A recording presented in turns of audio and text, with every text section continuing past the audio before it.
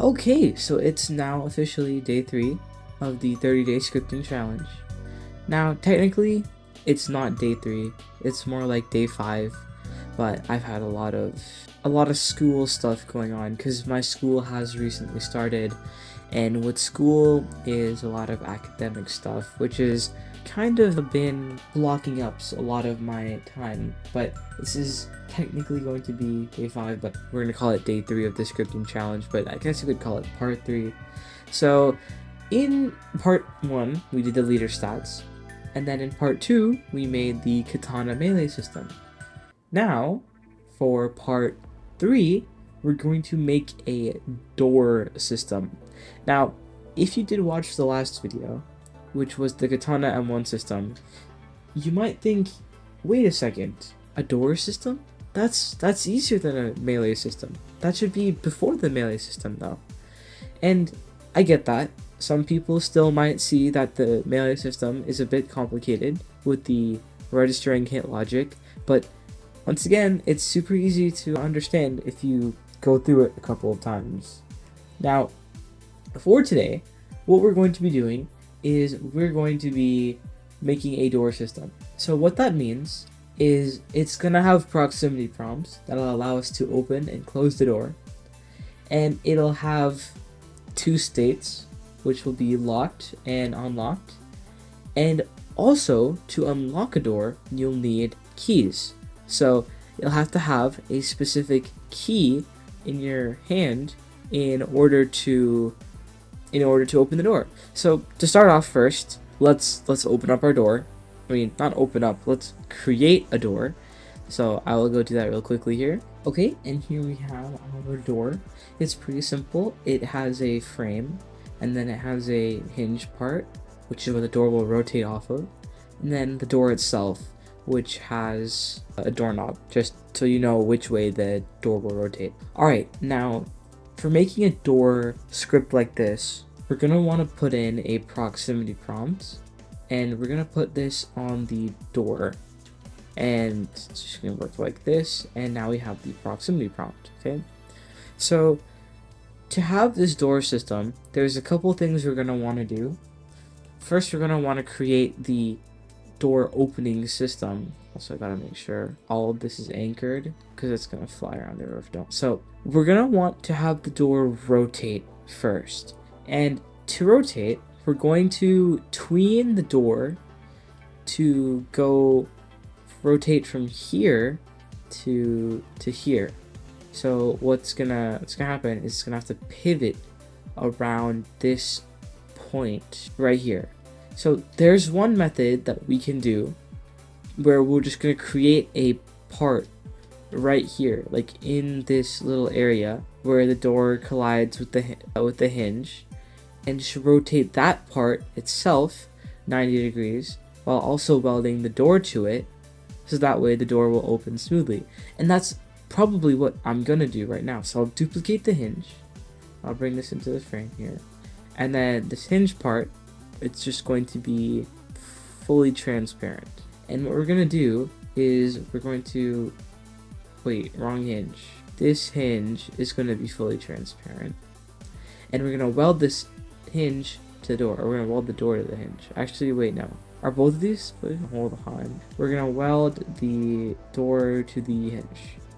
So I'm just going to use something like rig edit. I'm going to click on the door. I'm going to hit hinge to the door. And then now when I rotate the hinge, the door should also rotate with it. And that should be in code though, not through this method here. So I think that I'm just going to use, I wouldn't recommend using unions. They're pretty bad. Oh, never mind, that looks terrible. Unions are something I would literally never recommend using ever. Unions are the worst thing on Roblox. They're so unoptimized. Actually, maybe they're better. I haven't used unions in a while, but maybe they're better now. So now we have our hinge, which is what the door is going to rotate. Now now there is this thing called the hinge constraint right here, which will basically act as what I'm going to script, but this method will allow you to have like a smooth animation when opening the door, not just the player walking into the door and having the door just fly open, or the player having to freaking ram the door just for it to open. So now what we're going to do is we're going to make another script in server script service, and we're going to call this the door handler, okay? And now the first things first is we're going to get the door. So local door is going to equal workspace dot door1. Now I usually do camel case for my variables, but I'm gonna have this one be uppercase just because we're working with a single object here, not multiple different doors. Now once we have our door, we're gonna want to access a couple things. We're gonna want the proximity prompt, which is inside of the door part, and then the hinge as well. So local proximity prompt is going to equal to door dot proximity prompt. And now our hinge, so local hinge, is going to equal to door dot hinge. And these are all the variables we need to pretty much get set up. So to begin, what we're going to do is we're going to check for when the proximity prompt is activated, and then from there we'll build off of like if the player has a key or anything like that, right? So proximity prompt, brackets, proximity prompt dot, what's it called, enabled dot enabled, not enabled dot, what's the function, proximity prompt dot triggered connect function, and then the player who triggered the proximity prompt. Now right now we're not gonna bother having, why am I on commenting mode? We're not gonna bother having the key system yet. We'll do that later. Also, one more thing we want to add is we're gonna put an attribute inside the door that's going to be called open, or open, I guess, and it'll be a Boolean attribute. And what we're gonna do is we're going to check here, right? So if door get attribute open, then actually we're gonna do it if it's not open first. We're going to open the door, right? So to do that, we're going to tween the hinge to rotate. So we're gonna get our hinge here, right? And then in our properties, we're gonna get the orientation, and we're going to tween it to rotate 90 degrees on the y-axis. So what we're gonna do is we're first gonna tween service, and then we're gonna make a new tween. So we'll do that here actually, or I guess we could do it in here. So this is just gonna be like a simple like 1.25 second animation, enum dot using style dot, maybe like quad, and then enum dot using direction dot in dot, oh, using style, not, what the hell, using direction dot in 0 false.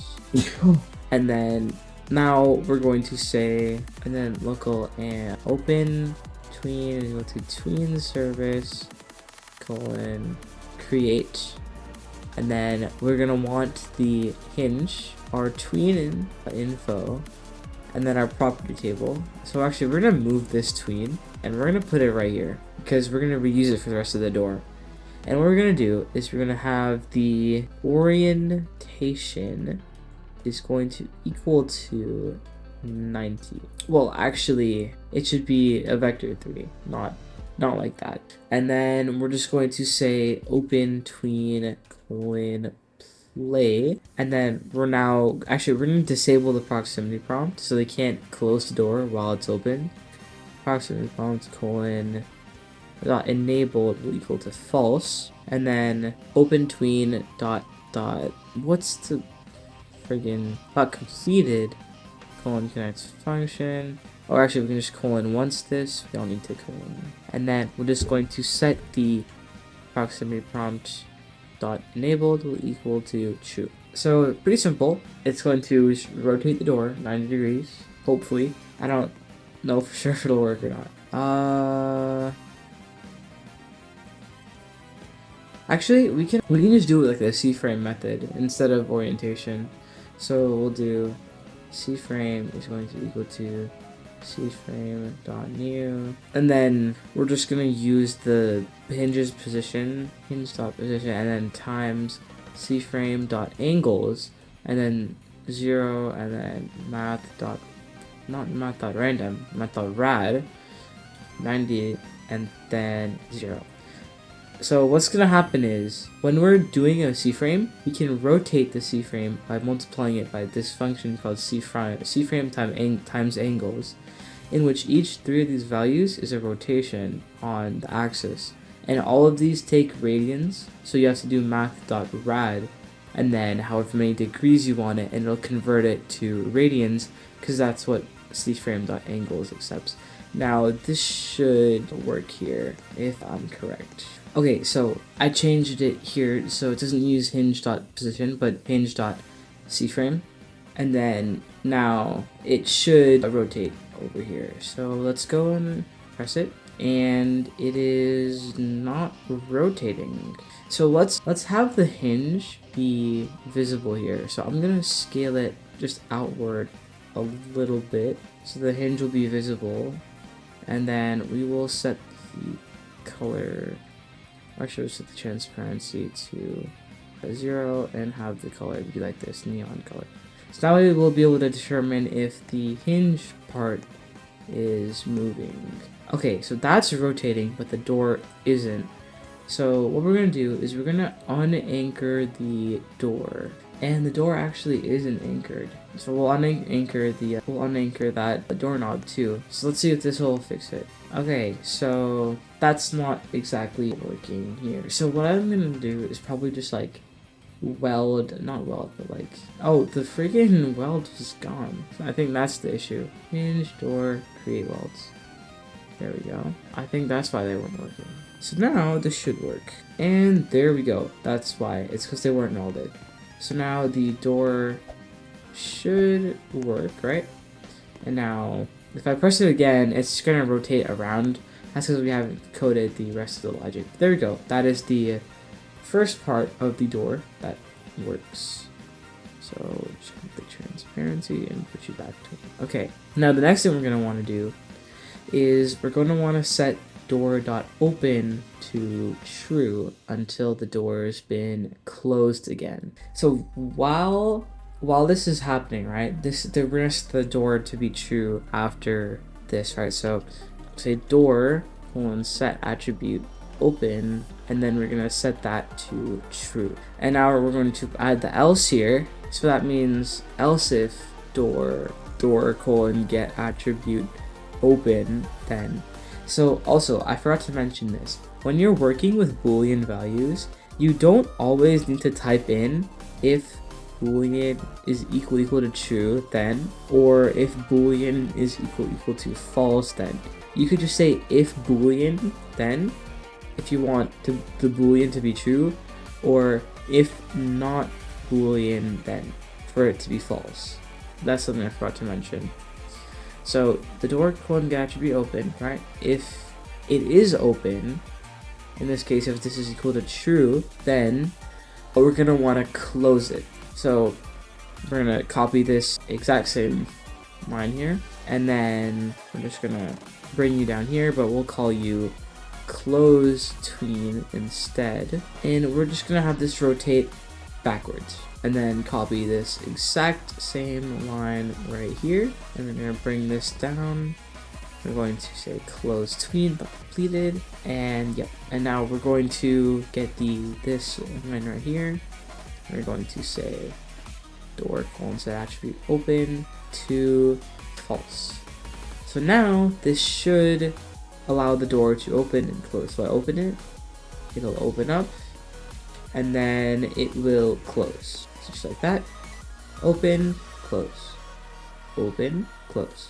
Right? And you know, I can open it and I can walk through, you know. So pretty simple. Now we're gonna add the second part of the door handler, which is going to be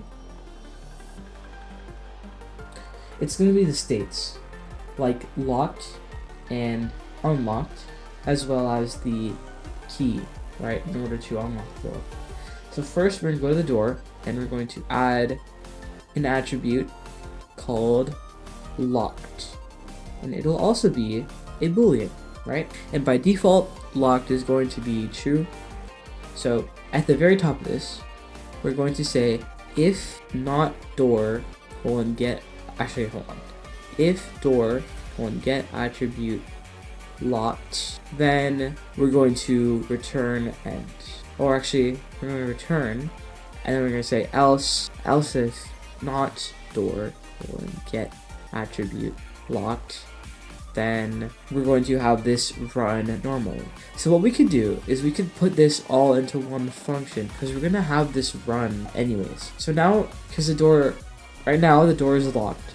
So if I were to go here and I were to open it, try to open the door, it wouldn't open because it's locked right now. So it wouldn't be able to open. But then if we were to set it to turn the locked attribute off, then the door would open, right?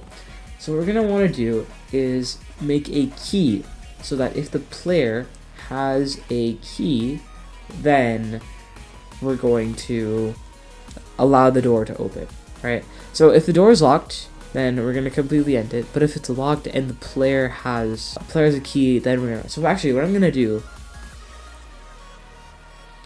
is we're going to check if the player has a key. And we're going to do it in this space here. I just undid the thing I did before, by the way.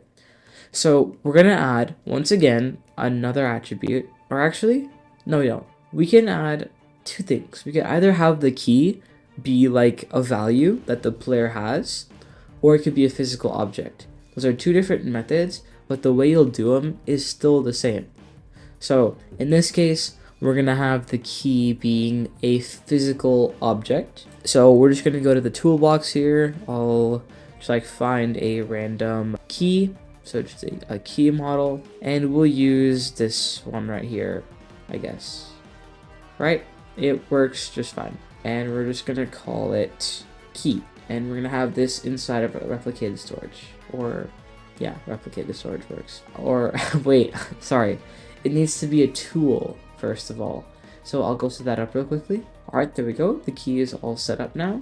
And we're going to go here, and we're gonna have the primary part set to the handle, and we're going to drag this into the door handler script, though it can go into its own storage bin, but we're going to put it inside the script just for ease of use. Okay, so what we're going to do is we're going to check, right? And then wait, first we're going to give the door the key value. So we're going to put an object value inside the door, and it's going to be called key, obviously, and the value is going to be the key tool that we just created, right? We're gonna define the key right here. So local unlock key is going to equal to door dot key dot value. Right now we're gonna check if player dot backpack find first child unlock key dot name, then we're going to run all of this code. Else, if it's unlocked, we're gonna run it anyway. So what we're gonna do is we're gonna put this into a local function. So local function open door, and we're just going to put all of this into here, and then we're going to run open door, and then else open door. So else if door get attribute locked, not door get attribute locked, then so in this case it's going to be unlocked. We will open the door. So the player still doesn't have the key in the backpack, right? So if I were to play this, and I were to go over to the door, which is locked right now, try to open it, it's not gonna work. We don't have the key, and the door is locked, right? So what we're gonna do is we're going to have the player spawn with a key for now, but it could be given to the player in a different way. So just as a way to describe this, you can have like a part on the ground that when the player touches the part, it will give the player the key, or we can do something else, but I'll just have it so when the proximity prompt is triggered, we're just going to give it the key. So local key is going to be script.key clone, and then key.parent is going to equal to player.backpack. And this should be pretty familiar because this was in the katana video, which was day 2, where we cloned the katana and put it in the player's backpack. So now the key will be inside of the player's backpack, in which now the door can be unlocked. So after we call open door, we're gonna set the door's attribute to unlocked. So door colon set attribute locked, we're going to set that to false, because the door has now been unlocked because the player opened it with the key. So now if I were to press this, it'll give me the key, and then the door opens. So I can now close it. It'll give me another key, but I could keep pressing the door and it'll keep giving me keys. So to prevent the player from having unlimited keys, we're just gonna check if player.backpack find first child unlock key, then if not, actually, then we're gonna give them the key, so that way it won't infinitely open, right? And then we're just gonna give them like actually we're not gonna do that. So we can either have this be inside that script right now, or we could have it be somewhere else, right? So one other thing we could do is we can check if the player is currently holding out the key in order to open the door.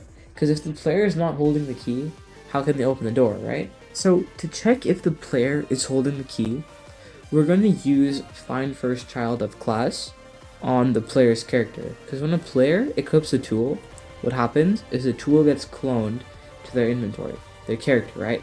So let's say I hold out the katana. Inside of workspace, in my character, you can see the katana tool, right? But if I unequip it, then it goes back to the player's backpack. Equip it again, it comes back in my inventory. So what we can do is we can check for when the prompt is triggered. We're going to check first off if the player has the key, or not if it's in their backpack, actually. We're going to change this. If player.character find first child unlock key, then we're going to open the door. And that's all we have to do. We don't have to change anything else. That'll only determine if the player is holding the key. So I open the door, right? Oh, sure. Oh, there we go. Hold on. It's supposed to be unlock key.name. We can't do an instance there. So we're going to go over here and we're going to open the door. What the hell? What's happening? It's supposed to be .name. Whoops. Okay. One more time. We get the key, right? Now, the door is not going to open. The key is not in my hand. But if I hold out the key and then click on the door, it'll open. But now it'll give me another key because we're only checking if it's in our backpack.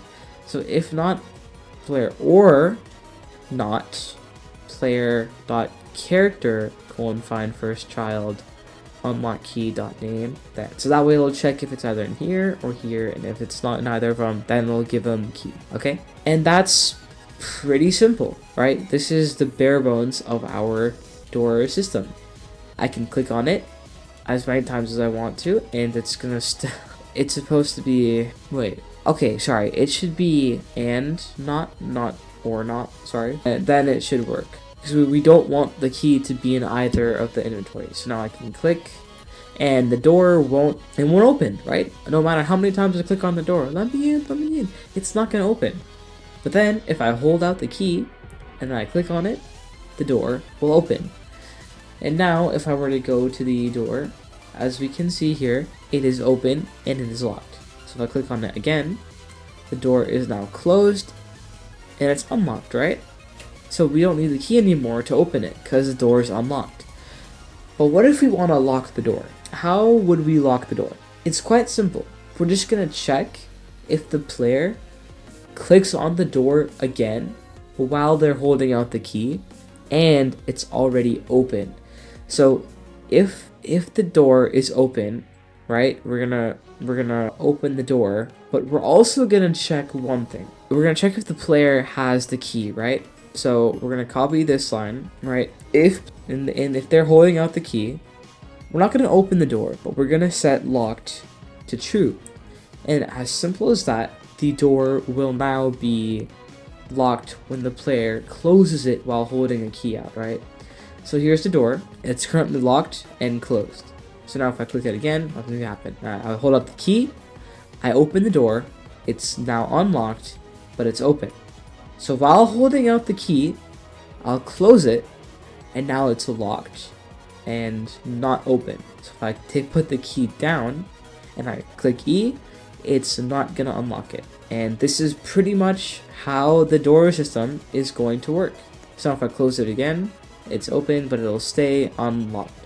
This is a super simple door system but I put this higher up than the katana system, both because that's what ChatGPT generated when I asked it to give me 30 random challenges, and also because I kind of agree with how ChatGPT was saying about how making this would be harder than a melee system, because this is more logic based, while the katana system, it just has one somewhat complicated feature, which is the colon dot thing, that kind of makes people afraid of trying to do something like that. So now, let's do a quick code review here. We're getting tween service, we're making a new tween info, which we reuse for the door, and then we have our door referenced, as well as a proximity prompt, and the hinge, which is what the door rotates around. And then we have the unlock key, which is what the door will specifically check for if they want the door to be unlocked. We then have a function that will open the door or close the door and then animate it. And then we have a listener for when the proximity prompt is triggered, where we'll then look for if the player has the key and then run the open door function whether or not the player has the key or not. And it's as simple as that. Now, a couple of notes that I want to include.